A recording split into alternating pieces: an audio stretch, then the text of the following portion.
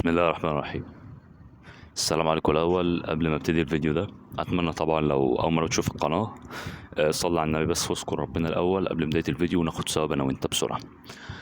طبعا حته اشتراك واللايك والكلام ده خليه في اخر الفيديو لما تلاقي نفسك استفدت انزل اعمل لايك واشترك. النهارده انا هتكلم معاكم في مشروع جديد. مشروع شباب كتير قوي عايزين يفتحوه، ولكن انا لما فتحته واجهتني شويه مشاكل مش عايزها تواجهك. مشاكل كتير جدا واجهتني في المشروع ده. مشاكل من الدوله زي الحكومه، الحي الذي منه. فمن الاخر كده مش عايزك تتعب التعب اللي انا تعبته عشان ما تخسرش كل حاجتك يعني. فاتاكد انك بتتفرج على الفيديو كامل لان بجد هفيدك والله. بصوا يا جماعه، مشروع عربيات القهوه المتنقله دي هو مشروع اولا تكلفته مش عاليه زي تكلفه كافيه مثلا. انك لو هتعمل كافيه بتبتدي معاك من 200 الف وانت طالع. عربيه القهوه رنجها خفيف، انت بس يا دوبك بتعمل عربيه. لو هتبتدي بسخان وتبتدي بغلايه شاي وحاجات خفيفه يعني مش هتخش لك في 7000 جنيه مثلا يعني. طبعا لو هتبتدي بستيم زي ما انا ما بدات الموضوع هيكلف معاك في سكه 20000. ولكن انا بقول لك ليه التكاليف بحيث ما حدش يسوحك. طبعا التكاليف دي في وقت تصوير الفيديو انا ما اعرفش بعد كده هتبقى اغلى ارخص الله اعلم، بس ان شاء الله تبقى ارخص يعني باذن الله باذن الله يعني. التكاليف اللي هي بتاعت انشاء مشاريع زي دي انت كده عرفتها. طبعا زي ما قلت لك بتحتاج منك خامات، انك تتعامل مع حد بيبيع بن كويس، تتعامل مع حد بيبيع حاجات ارخص من بره لان انت تاجر مش زبون عادي. فلازم تلاقي حد تشتري منه بالجمله، عشان مثلا بدل ما تشتري كيس السكر ب 40 جنيه زي في وقت تصوير فيديو، لو انت اشتريت الباكت على بعضه هتلاقيه واقف عليك 30 جنيه ولا حاجه يعني. فطبعا ان شاء الله في وقت ما انت تتفرج على الفيديو تكون حاجه ارخص.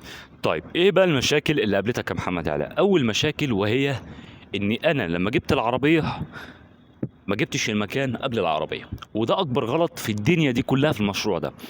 المشروع ده لازم تختار المكان بعناية قبل ما تجيب اصلا اي حاجة. يعني انت خلاص جمعت الفلوس شيلها في جيبك، ما تجيبش اي حاجة. اوعى تجيب اي حاجة، دور على المكان رقم واحد. المكان اكتر حاجة متعبة في الموضوع ده. يمكن انا عارف ان دي معلومة غريبة شوية بس دي الصراحة. فعلا المكان اصعب حاجة في الموضوع ده. والله يا جماعة المكان فعلا اصعب حاجة. لو انت لقيت المكان الصح بامانه المشروع كله خلاص مشي معاك. طيب اختار المكان بناء على ايه؟ لازم اول حاجه زي ما قلت لك انت مش بادئ ببادجت، فبالتالي هتاخد حاجه اسمها ارضيه.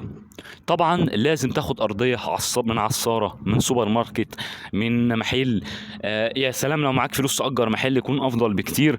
ليه بقول لك كده؟ لان اول حاجه انت بتحمي نفسك من الحي. طبعا الحي مش سامح انك تقف بالعربيه في الشارع كده عادي، ممكن يجوا يشيلوها لك اصلا، فهتخش في حوار واقسام واحنا مش وش الكلام ده.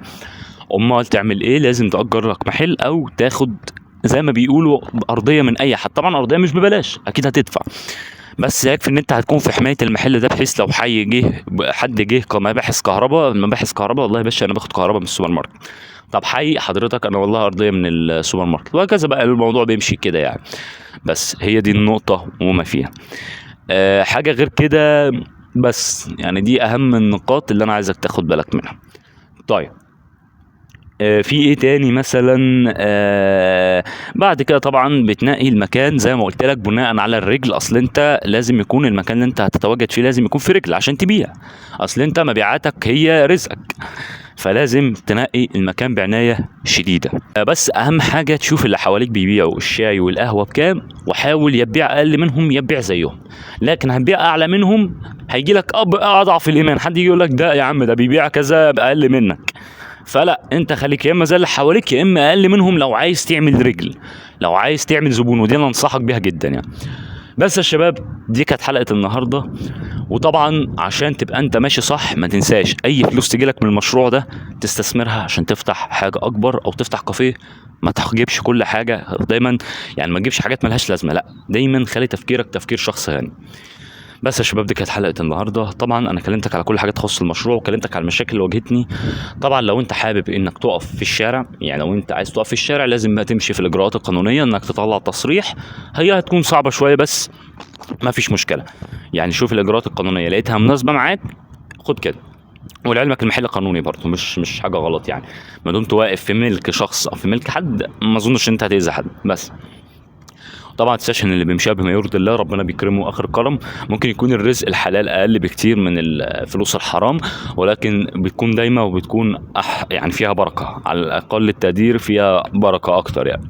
بس يا شباب دي كان فيديو النهارده، اتمنى طبعا لو الحلقه عجبتك تنزل تشترك وتحط لايك. السلام عليكم، باي باي.